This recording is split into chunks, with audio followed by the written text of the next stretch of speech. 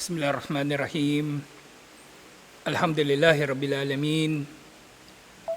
Wassalatu wassalamu ala ashrafil anbiya'i wal mursalin. Nabina Muhammadin wa ala alihi wa sahbihi ajmain. Assalamualaikum warahmatullahi wabarakatuh. So ngayon insyaAllah, Al-Qiyamatus Sugra, natapos natin yung pagtalakay sa kaluluwa at ang mga kaganapan dito sa barzakh. Ang natitira insyaAllah, yung mga kaganapan bago ang araw ng paghuhukom. Kasama doon yung mga asyratus sa'a, mga tanda ng pagdating ng araw ng paghuhukom, malaki man o maliit. Kasama ito doon sa tinatawag na Al-Qiyamatus Sugra, insyaAllah. So kabilang sa mga palatandaan ng pagdating ng araw ng paghuhukom, unang-una siyempre yung pagdating ni Propeta Muhammad sallallahu alaihi wasallam. Si Propeta Muhammad sallallahu alaihi wasallam bilang huling sugo at propeta, siya kumbaga ang unang tanda ng pagdating o napapalapit na pagdating ng araw ng paghuhukom.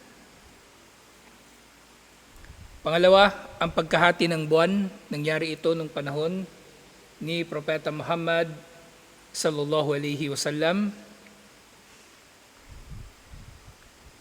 At kayo din, pangatlo, yung sunog sa Hijaz, doon malapit sa Makkah, na dahil dito ay naliwanagan o nailawan ang leeg ng mga camel sa Busra, malapit din doon. Hindi ito yung Busra o yung Basra sa Iraq, ito yung Busra, doon malapit sa Makkah. At ang jizya at kharaj ay hindi na kokolektahin. So tulad ng nangyari ngayon sa mga Muslim, mayroong mga hindi Muslim na nasa ilalim ng kanilang pangangalaga o pamumuno, pamamahala, pero hindi na nila ito sinisingil ng jizya o kharaj dahil naging sekular na yung kanilang mga pamumuno, tinalikuran na nila ang pamumuno ayon sa Islam, mga naging ultimo itsura, kupar na kupar yung mga pinunong Muslim ngayon So iniwan na nila itong jizya at kharaj. So ito yung mga naunang tanda at syempre nangyari na ang mga ito. At sumunod na bahagi ng mga tanda na kumbaga maaring nangyayari na ngayon o maaring patuloy na mangyayari o kaya nangyari na dati at maaring maulit. Unang-una, yung pagdami ng mga digmaan at pananakop na ginagawa ng mga Muslim at kahit ng iba pa. Pangalawa, paglitaw ng mga huwad na propeta, mga peking propeta. Pangatlo, ang paglaganap ng fitna, at ang fitna na ito syempre yung fitna na lumalaganap sa kabuuan ng mga Muslim. Katulad ng nangyaring patayan sa pagitan ni Ali at Muawiyah, ang pagpatay kay Uthman at iba pang mga ganitong pangyayari. Pangapat, ang pagkakatalaga sa mga taong hindi karapat-dapat bilang pinuno. Sa may mga tao, hindi sila karapat-dapat maging pinuno, pero nagiging pinuno sila, wag na kayo magtaka. Yan ay palatandaan ng pagdating ng araw ng paghuhukom. Ikalima, ang paglaganap ng kasiraan sa mga Muslim. Kasiraan, ibig sabihin, pagkasira ng kanilang moralidad, pagkasira ng kanilang pagkatao, ng kanilang pagka-Muslim. Ika-anim, ang babae, ang aliping babae ay magsisilang sa kanyang amo. Ito nababanggit sa Hadith Jibril. At magkasama na binanggit dito sa number 6, yung mga walang tsinelas at nakahubad na mga pastol ay naguunahan sa pagpapatayo ng matataas na building. So nangyari yan ngayon sa Middle East. Ikapito, ang mga nasyon ay mag-aanyaya sa isa't isa na salakayin ang umma ng mga Muslim. O yan ang nangyayari ngayon. Nung sinalakay ang Afghanistan, sinalakay ang Iraq, sinalakay lahat. Tinawag ng kuffar ang kanilang mga sarili bilang coalition forces, allied forces o kung ano-ano pa, United Nations, na sila ay nagkakaisa laban sa mga Muslim. Pangwalo, ang pagdami ng mga pagguho, ang pagbagsak ng bato mula sa langit, ang pagbabago ng mga tao na sila ay magiging hayop, hindi naman lahat pero ilang mga tao lang, na ito ay paraan nga ng pagpaparusa ni Allah sa ilan sa mga tao sa umma na ito. Mga pagguho, pag-ulan ng bato mula sa langit, at ang pagbabago ng ilang mga tao na sila ay nagiging hayop. Lahat ng ito ay parusa ni Allah. Ikasyam, ang pagdami o paglaganap ng kayamanan sa mga Muslim. So maraming mahirap na Muslim ngayon, pero marami talagang mayaman na Muslim. At ang yaman nila ay nasa kanila lang at hindi na ipapamahagi sa kabuuan ng ummah. Ikasampu, ang pagbati sa mga nakikilala lamang. May tao, babatiin mo lang yung kilala mo. O babatiin mo lang yung kaklose mo, mga ganong bagay. At malawakang pakikipagkalakalan at ang pagkakaputol ng ugnayang pagkakamag-anakan. Tatlo ito na magkakasama na binanggit sa number 10 dahil isang hadith lang ang pinanggalingan nito. 11, ang pagkasira ng sukatan na sa pamagitan nito ay sinusukat ang mga tao. Kumbaga, ang mga tao ay hinahatulan sa kanilang pagiging matuwid, sa kanilang pagiging makatotohanan, sa iba't ibang mga paraan, pero iiral o darating ang panahon na baluktot na ang sukatan na ito. Halimbawa niyan yung sinungaling, magiging makatotohanan, at ang makatotohanan, tataratuhin na sinungaling. Yung bobo, tataratuhin na matalino, yung matalino, tataratuhin na bobo, at iba pang katulad nito. At 12, aapihin ng mga nasa katungkulan ng mga tao. Aapihin ng mga nasa katungkulan ang mga tao. So 12 yon na tinukoy na mga tanda na nangyayari na o kaya ay paulit-ulit na mangyayari. Sumunod na mga tanda na hindi pa nangyayari.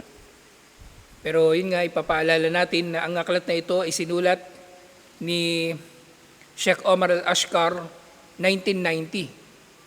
So ilang taon nang lumipas, 33 years na ang lumipas. So ang ilan sa mga nababanggit niya dito na hindi pa nangyayari, maaaring nangyayari na. Maaaring nangyayari na. Tingnan natin inshallah. Number 1, ang Jaziratul Arab, ang Arabian Peninsula ay magiging berde at magkakaroon ng mga ilog. So sabi niya rito, hindi pa ito nangyayari pero nangyayari na ito ngayon. Nangyayari na ito ngayon. Ang new moon daw ay lalaki. Kumbaga yung hugis nito na new moon ay lalaki. Ibig sabihin magiging mas malapit ito o iba pang mga kadahilanan kung bakit magiging mas malaki ito sa pananaw ng mga tao. Kung maaari rin naman, lalaki ito kasi sinilip ito ng tao mula sa telescope at kung gano'n ng paliwanag, nangyayari na ito. Pangatlo, ang mga hayop at mga bagay na walang buhay ay magsasalita sa mga tao. Ang mga hayop at mga bagay na walang buhay ay makikipag-usap sa mga tao. Sabi ni Sheikh, hindi pa ito nangyayari. Pero ngayon may computer na, di ba? Wala namang buhay yun. Yung kotse, wala namang buhay yun. Yung cellphone, wala namang buhay yun. Pero nakikipag-usap sa tao. So maaring nangyayari na ito. Wallahu a'lam. Pero titingnan pa natin uli, inshallah, pag-aaral pa natin ito isa-isa. Pangapat, ang Euphrates ay, kumbaga, matatagpuan sa Euphrates ang bundok ng ginto. Matatagpuan sa Euphrates ang bundok ng ginto. Sinasabi ni Sheikh, hindi pa ito nangyari. Pero, ayon sa sabi-sabi ng ilan, ang langis ay ginto rin. Yung fossil fuel, di ba? Tinatawag nila itong black gold. At isa ito sa mayaman, isa itong, kumbaga, likas na yaman na mayaman doon sa Iraq, sa Kuwait, at iba pang mga lugar na malapit doon sa Euphrates, yung ilog doon. Ikalima, ang mundo raw ay maglalabas ng mga itinatagong yaman nito. Sinasabi ni Sheikh, hindi pa ito nangyayari. Pero sa ngayon, marami ng teknolohiya para makita ng tao ang iba't ibang mga kayamanan na nakatago sa ilalim ng lupa. Bukod doon sa pag-detect ng metal, meron ng satellite imagery, meron ng iba't ibang mga teknolohiya na nasusukat nila yung density ng anumang bagay na nasa ilalim ng lupa. Siyempre, kung makakita sila ng bagay na mas dense kaysa sa lupa na kung saan ito matatagpuan, maaaring yun ay kayamanan din na nakatago, nakalibing sa lupa. Ika-6, ang mga Muslim daw ay sasalakayin sa Madina. So sinabi ni Sheikh, hindi pa ito nangyari. So hindi pa nga ito talaga nangyayari, alhamdulillah, pero malapit na, kumbaga, bago ang araw ng paghukom. At sumunod pang 7, yung Dahdyah, ito daw ay lilitaw at mamumuno sa mga tao. So yung Dahdyah, basta isa siyang tao na kabilang sa Kahtan, isang tribo ng mga Arabo. Di ba sa dalawang malaking tribo na hati ang mga Arabo? Yung Kahtan na daw isa pa, yung pinanggalingan, yung ninuno ni Propeta Muhammad sallallahu alaihi wasallam, si Adnan. Si Kahtan dun sa south, si Adnan dun sa north. At ito si Dahdyah, siya raw ay magiging hari. At siya ay mga api sa mga tao. At mangyari din, 8, yung iba't ibang mga fitna na tinatawag nila, halimbawa, yung maitim o madilim na fitna, at maraming detalye dito, inshallah, na malilinaw pa natin. At number 9, natalakay na natin ito, yung paglitaw ni Mahdi. Yung paglitaw ni Mahdi. So mula dito hanggang doon sa dulo nito ay natalakay na natin. Alhamdulillah. So si Mahdi, siya yung nasa pagitan ng maliliit na tanda at ng malalaking tanda. Kasi pagdating ni Mahdi, darating na yung unang malaking tanda. Sino? Si Dajjal. Okay, pero sinasabi ni Sheikh, meron pang mauuna sa kanya yung usok, yung katulad na nababanggit sa Surah Ad-Dukhan, na sinasabi ng iba, nangyari na ito, pero sabi ni Sheikh, hindi pa ito nangyari. Sa number 2 lang si Dajjal dito. Una yung usok sa mga malalaking tanda. Pangalawa si Dajjal. At pangatlo, saan na yun? Pagdating ni Isa alayhis salam, so di ba si Isa alayhis salam mapapatay kay Dajjal? Pang-apat, pagdating ng Ya'juj wa Ma'juj. Kasi pagdating ng Ya'juj wa Ma'juj, yun ay panahon ng pamumuno ni Isa alayhis salam. Okay? So kasama ng mga Muslim, si Isa alayhis salam, kasama ng mga tao, si Isa alayhis salam pagdating ng Ya'juj wa Ma'juj. Tapos mamamatay si Isa alayhis salam, at mula doon, pababa ng lahat. Number 5, magwawakas ang Islam, mawawala ang Quran, at mamamatay ang lahat ng mabubuting tao. Siyempre kasama na rin dito yung pagkamatay ng mga maaalam. Number 6, pagbabalik ng sangkatauhan sa kamangmangan at pagsamba sa mga Diyos-Diyosan. Number 7, pagkawasak ng Kaaba. Wawasakin ito ng isang lalaki na nagangalang Dusway Katain. Ibig sabihin, yung dalawang binti niya ay payat. Yun ang number 7, mawawasak ang Kaaba. Number 7, mawawasak ang Kaaba. Number 8, ang pagsikat ng araw mula sa kanluran. Number 8, pagsikat ng araw mula sa kanluran.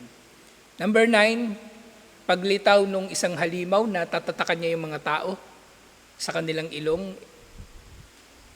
Na tatalakayin pa natin inshallah kung ano yung nababanggit sa mga paliwanag, anong klaseng tatak ito ang ilalagay niya.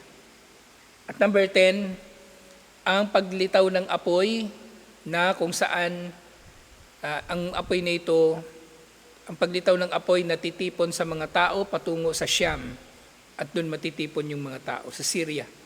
Kumbaga, sa Syria, sa Palestine, yung area na yon, yun ay tinatawag na Syam. Alhamdulillah. So ngayon sisimulan natin, kasi bagaman natalakay na natin mula kay Mahdi hanggang sa dulo, yung mga nauna hindi pa pala natin natalakay, inshallah. Pero kung matapos na natin ito, dadaanan pa rin natin sina Mahdi para ma-review natin inshallah. Okay? Yung Dusway Katain, yung pangalan niya.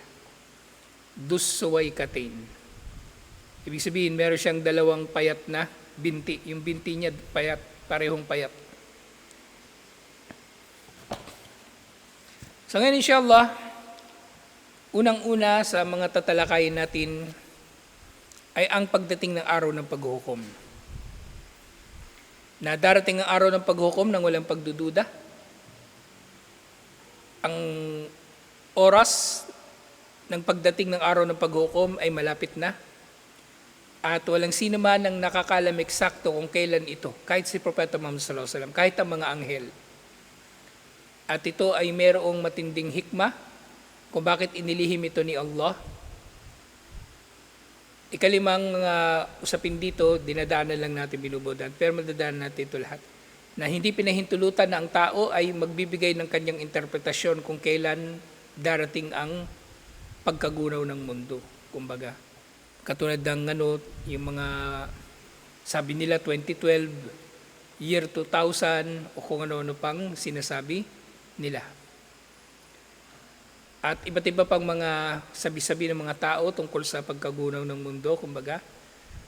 At pagkatapos nga nito, yung mga palatandaan na nabanggit natin kanina. So ang tinatawag na sa'a, ang as-sa'a na tinatawag, ito rin yung mismong pagkagunaw ng mundo na siyang simula na rin kumbaga ng araw ng paghuhukom. Na mamamatay ang lahat, iihipan ng trumpeta sa unang ulit at iihipan ito sa pangalawang ulit at pumubuhay ang lahat ng namatay. At ang iihip ng trumpeta sino? Si Israfil alayhis salam. So sinabi, as-sa'atu atiyatun la raiba fiha, ang oras ay darating nang walang pagdududa rito. Sinabi, al-imanu biyawmil qiyamati aslun min al-usul. Ang paniniwala sa araw ng paghuhukom ay kabilang sa mga pundasyon ng relihiyon na ito. La yatimul iman illa bihi. Hindi magiging kompleto ang iman liban na lang sa pamamagitan nito. Kapag mayroong tao na iniwala siya sa lahat ng pinaniniwalaan sa Islam, pero hindi siya naniniwala na mayroong araw ng paghuhukom, kafir siya. Kafir pa rin siya. Sinabi ni Allah subhanahu wa ta'ala sa Suratul Baqarah, chapter 2, verse 177, Laisal birra an tuwallu wujuhakum kibala al-mashriqi wal-maghribi, walakinnal birra man amana billahi wal yawmil akhir wal malaikati wal kitabi wan nabiyyin. Ang kabanalan ay hindi matatagpuan sa pagharap ninyo sa silangan o kanluran, ngunit ang kabanalan ay naroon sa siyang nananampalataya kay Allah, Sa huling araw, ito ni araw ng paghukom. Sa araw ng paghukom, marami itong pangalan. Okay? Tinatawag itong Yawmul Qiyamah, araw ng pagkabuhay muli. Tinatawag itong Yawmul Akhir, ang huling araw, kasi wala nang susunod na araw dito. Paraiso at impyerno na yun pagkatapos nito. Tinatawag itong Yawmuddin. Ito yung binabanggit ito sa Fatiha. Yawmuddin, ibig sabihin araw ng paggagantimpala. Araw ng paggagantimpala. At iba't iba pang mga tawag dito na nababanggit din sa aklat na ito at matatalakay natin inshallah. So ang tunay na pananampalataya ay nasa paniniwala kay Allah sa araw ng paghukom, yung Yawmul Akhir na tinatawag, o tinatawag din itong Akhirah, kabilang buhay. Gayon din sa mga anghel, sa kitab, at ang kitab dito na tinutukoy ang Quran, at ang mga nabiyin, lahat ng mga propeta. At syempre, binabanggit din sa Suratun Nisa, chapter 4, verse 162, "Lakin narrasikhuna fil ilmi minhum wal mu'minuna yu'minuna bima unzila ilayka wa ma unzila min qablik." Subalit, ang mga mananampalataya na matatag sa kanilang kaalaman at ang mga mananampalataya, kumbaga, yung rasikun, sila yung mga maalam at yung mga mananampalataya, ito yung mananampalataya sa pangkalahatan. Lahat sila ay naniniwala sa anumang ipinahayag sa iyo, Muhammad sallallahu alaihi wasallam, at anumang ipinahayag na nauna o ipinahayag sa mga nauna sa iyo, yung Injil, yung Torah at yung iba pa. Wal muqiminas salah, gayon din ang mga nagtataguyod ng sala, naniniwala sila. Wal mu'tuna zaka, at ang mga nagbabayad ng zaka.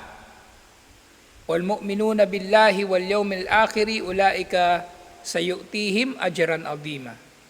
Ang mga ito na naniwala at ang mga naniwala kay Allah at sa kabilang buhay, sila ang mga bibigyan ni Allah ng malaking gantimpala. Sa tinukoy dito, pareho yung Yawmul Akhir. Yawmul Akhir na isa sa mga pangalan ng araw ng paghuhukom at tinutukoy din ito bilang as-sa'a o oras. Kumbaga, bilang pagbibigay diin sa eksaktong panahon na ito ay darating. Okay? Maaaring darating nga ito, nilalarawan sa Quran, bagta na biglaan at iba pang paglalarawan dito. So sinasabi, وَقَدْ سَاقَ الْقُرْآنُ دُرُوبًا مُتَنَوِّئَةٌ مِنَ الْأَسَالِيبِ الْبَيَانِيَةِ الرَّاقِيَةِ كَيْ يُؤَكَّدُوا وُقُوعَهَا فِي نُفُوسِ الْعِبَادِ. Sa Quran ay binanggit ang iba't ibang mga paglalarawan at iba't ibang mga matatalinghagang pananalita na ang layunin nito ay itanim sa puso ng mga tao ang katotohanan na ito nga ay parating. Si Allah, paulit-ulit niyang binabanggit ang araw ng paghukom at katulad nga ng natalakay na natin sa mga aya na dumating o ipinahayag kay Propeta Muhammad sallallahu alaihi wasallam na unang ibinaba ang mga aya tungkol sa iman, tauhid, araw ng paghukom, impyerno, paraiso, kaysa sa mga ahkam. Ang sala sa ikasampung taon na ito ng pagiging propeta ni Propeta Muhammad sallallahu alaihi wasallam. Kumbaga yung 5 sala. Yung fasting, pangalawang taon sa Madina. Yung jihad, ganun din, halos sa parehong taon na yon sa labanan sa Badar, kumbaga. Ang pagbabayad ng zakah, ganun din sa Madina. Ang Hajj, gayon din sa Madina. So lahat ng ito ay sa Madina ipinahayag, pero ang tungkol sa araw ng paghukom, ang kabuuan ng Juz Amma bilang halimbawa, mula sa Suratun Naba hanggang Suratun Nas, lahat yun ay puro ipinahayag sa Makkah. Sa halimbawa, sa isang aya, sinabi ni Allah subhanahu wa ta'ala, sa Suratul Ra'ad, ito ay chapter 13, verse 2, sinabi ni Allah, yudabbirul amru yufassilul ayati la'allakum bilikai rabbikum tuqinun. Si Allah subhanahu wa ta'ala, siya ay namamahala sa lahat ng bagay. At siya ay naglilinaw sa kanyang mga aya. So tinutukoy ditong aya, parehong aya na aya ng Quran at aya na matatagpuan sa kanyang mga nilikha. Okay? Kasi ang mga nilikha ni Allah, ito ay aya o palatandaan ng kadakilaan ni Allah. Okay? Katulad dun sa Surah Ali Imran, inna fi khalqis samawati wal ardi wa ikhtilafil layli wan nahari la ayatin li ulil albab. Sa pagkakalikha sa kalangitan at lupa, sa pagpapalitan ng araw at gabi, matatagpuan dito ng mga may bukas na pag-iisip ang mga tanda. So tinatawag yun na aya. Tinatawag din yun na aya. So itong aya na ito ay patungkol sa lahat ng uri ng aya. Hindi lang aya ng Quran, maging mga pisikal na palatandaan ng kadakilaan ni Allah na matatagpuan sa kanyang mga nilikha, alhamdulillah. Gayun din sinabi, فَفِي بَعْدِ الْمَوَادِ يَكُونُ الْحَدِيثُ أَنْهَا خَبَرًا مُجَرَّدًا. At minsan naman sa iba pang mga lugar sa Quran, tinutukoy yung araw ng paghukom bilang isang pangyayari na mangyayari pa lang. Doon sa nauna, doon sa Surah Ra'd, tinukoy yung lika o yung pagtatagpo ng mga tao, pakikipagtagpo ng mga tao kay Allah. Si Allah, siya nga ang namamahala sa kanyang mga nilikha at nililinaw niya ang mga aya upang kayo nawa sa pakikipagharap o pakikipagtagpo ninyo sa inyong Panginoon ay makatiyak. So ganito, ibinibigay ni Allah yung mga tanda, kumbaga pinapakita niya yung kadakilaan ng kanyang mga nilikha bilang patunay na walang duda na haharap tayo kay Allah subhanahu wa ta'ala sa araw ng paghukom.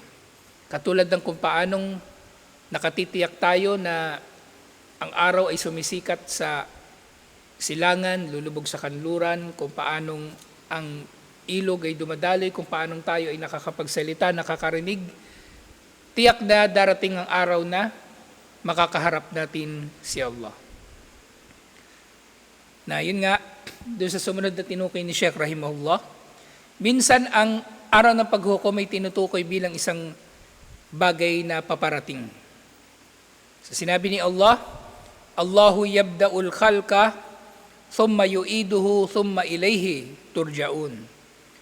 Doon sa Suratul Nur, Suratul Rum, chapter 30 verse 11, doon ito sinabi ni Allah. Na si Allah, sinisimulan niya ang paglikha at inuulit ito. At pagkatapos nito, kayong lahat ay ibabalik sa Kanya. Kayong lahat ay ibabalik sa Kanya. So si Allah ay nagpapabatid na ito ay mangyayari sa hinaharap. Sumunod doon sa Suratul Nur, verse 64, chapter 24, verse 64, وَيَوْمَ يُرْجَعُونَ إِلَيْهِ فَيُنَبِّئُهُمْ بِمَا عَمِلُوا. Sa araw na silang lahat ay ibabalik sa Kanya, kay Allah, ipababatid ni Allah sa kanila kung anong kanilang ginawa. Sa tinukoy muli ni Allah na ang araw ng paghukom ay sa hinaharap. Kumbaga sa atin, sa panahon natin, kasi nga tayo ay nasa loob ng panahon na nilikha ni Allah. So ito ay nasa hinaharap natin at tayo ay haharap kay Allah at ipababatid sa atin ni Allah kung anong ating mga ginawa. At syempre, sinabi ni Sheikh Rahimahullah, وَمَرَّةً يُؤَكِّدُ وُقُوءَهَا. At sa iba pang mga pagpapahayag, si Allah ay nagbibigay diin na tiyak na darating ang araw ng paghuhukom. Sa Surah Taha, chapter 20, verse 15, sinabi ni Allah, Inna sa'ata atiyatun. Tunay na ang oras, ang pagsisimula ng araw ng paghuhukom ay parating. Na ang inna, ito ay pagbibigay diin. Inna a'tainakal kauthar, inna anzalnahu fi laylatil qadr, inna nahnu nazzalna dhikra, lahat ng ito ay pagbibigay diin ni Allah. Ibig sabihin, katiyakan, kasiguraduhan, o kaya siguradong sigurado, yun ang ibig sabihin ng inna. Tunay na ang oras ay tiyak na parating. At yun din halimbawa doon sa Suratul Hijr, verse 85, chapter 15, verse 85, sinabi ni Allah, wa inna sa'ata la'atiyah. Tunay na ang oras ay tiyak na parating. So kanina, inna sa'ata atiyah, pero dito dinagdagan pa yung atiyah ng lam na ta'kid. Meron ng inna, tapos dinagdagan pa ng lam ng ta'kid. So dinoble ang pagbibigay diin ni Allah subhanahu wa ta'ala na darating talagang araw ng paghukom.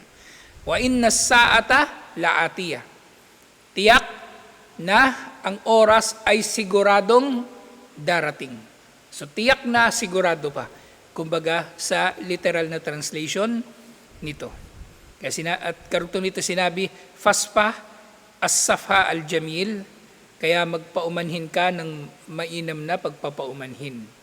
Sa parating ang araw ng paghukom na sigurado at walang pagdududa. At ganyan din sinabi ni Allah subhanahu wa ta'ala sa chapter 29, verse 5, Suratul Ankabut ito. Sinabi niya, fa inna ajalallahi la'at, tunay na ang itinakda ni Allah na takdang panahon ay tiyak na parating. Wa huwas samiul alim, at siya ang nakaririnig at ang nakaalam. Alhamdulillah. At ganyan din sinabi, panghuli na natin mababanggit, actually marami ito, itutuloy na lang natin ito next week, inshallah. Sinabi rin niya doon sa Suratul Ghafir, chapter 40, verse 59, inna sa'ata la'atiyatun la rayba fiha, walakin na aktharan nasi la yu'minun. Tunay na ang oras ay parating na walang pagdududa rito, subalit ang karamihan sa mga tao ay hindi naniniwala. So ito yung mga paraan na binabanggit ni Allah, kung paano binabanggit ni Allah ang tungkol sa saa pagdating ng araw ng paghukom. Alhamdulillah. So tutuloy natin ito next week inshallah, na mabibigyan din pa natin kung paanong inunawa ng mga sahaba at siyempre si Propeta Muhammad sallallahu alaihi wasallam ng araw nga ng paghukom ay malapit na. Intindihan nyo, kung sila 1,400 years na yung nakakalipas, inaakala nila na ang araw ng paghukom ay darating sa lifetime nila, sa panahon na buhay pa sila at takot na takot sila. So dapat ganun din tayo kasi mas malapit na tayo kaysa sa kanila, kumbaga. At patunay nito kung bakit ko nasabi na ganito yung pananaw ng mga sahaba. Kasi nga, naalala ninyo yung Hudyo na pinagdududahan nila na si Dajjal. So pinagdududahan nila yung tao kasi inaakala talaga nila na ang araw ng paghukom ay darating sa panahon nila habang buhay pa sila. Kaya takot na takot sila at maaaring yun na naging din, motivation na magpakamatuwid ang mga sahaba, alhamdulillah. Na hindi katulad ng mga tao sa panahon ngayon, feeling na mahaba pa yung buhay nila o meron pang pagkakataon, marami pang chance, pero yun nga, walang nakakalam kung kailan eksakto darating ang araw ng paghuhukom, kaya paghandaan natin ito palagi, inshallah. So itutuloy natin ito next week. Assalamualaikum warahmatullahi wabarakatuh.